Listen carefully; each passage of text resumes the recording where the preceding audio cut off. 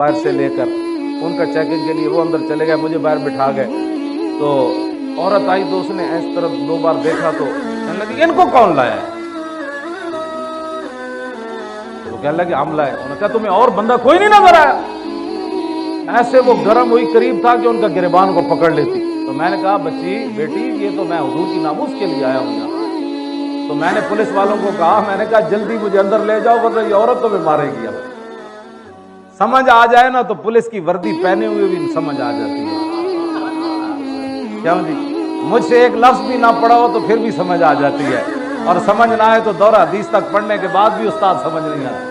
یہ تو اپنی اپنی قسمت کی بات ہے نا جناب. ہمارے پاس تو کوئی فرما نہیں. وہ اب اس عورت کا میں جب بھی میں دعا کرتا ہوں تو اس کے لیے میں ضرور کرتا ہوں.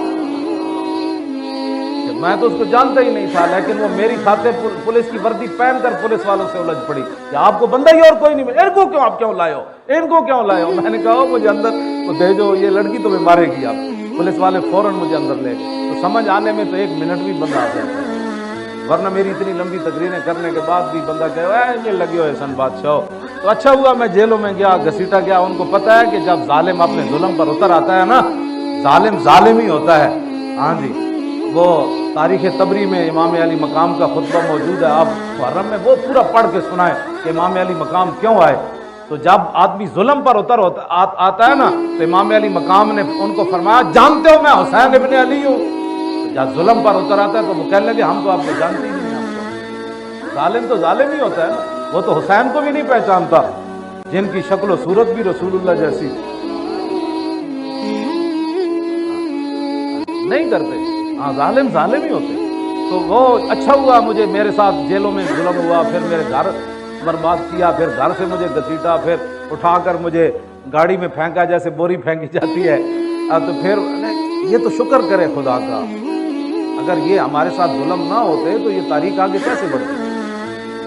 پھر اللہ تعالیٰ ان اللہ مع الصابرین نہیں ہے، ہم روئے نہیں نا. وَلَنَبْلُوَنَّكُمْ یہ آیت ہمارے لیے اتری ہے نا. کم سے مراد آپ اور میں ہی تو ہے، اسے ٹرمپ مراد تھوڑا ہے، اسے مودی تھوڑا مراد ہے.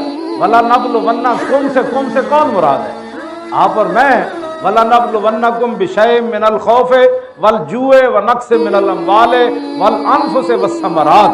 ان ساری چیزوں کی آزمائش آپ سے بھی ہونی ہے اور مجھ سے بھی ہونی ہے. جب یہ آزمائش ہو جائے گی تو پھر آگے کیا ہوگا؟ وَبَشِّرِ الصَّابِرِينَ الَّذِينَ إِذَا أَصَابَتْهُم مُّصِيبَةٌ قَالُوا إِنَّا لِلَّهِ وَإِنَّا إِلَيْهِ رَاجِعُونَ.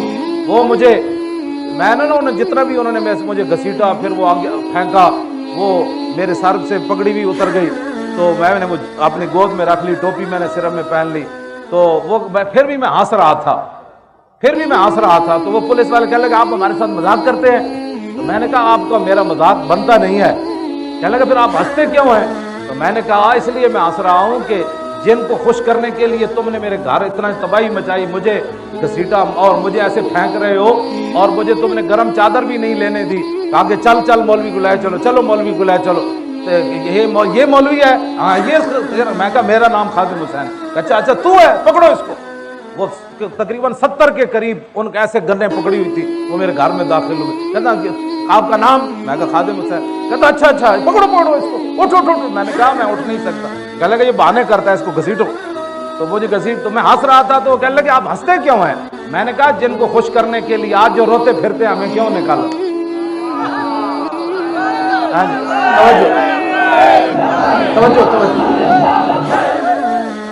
میں تو نہیں رویا، مجھے کیوں گھسیٹا؟ کیوں نہیں؟ میں واقعی نہیں رویا، مجھے کیوں گھسیٹا؟ اس لیے میں نے ان کو کہا کہ جن کو خوش کرنے کے لیے تم نے یہ ظلم کیا ہے نا، وہ تمہیں دیکھ نہیں رہے، وہ تو اپنے گھروں میں سوئے ہوئے ہیں، لیکن جن کی خاطر میں گھسیٹا گیا وہ مجھے دیکھ رہے ہیں.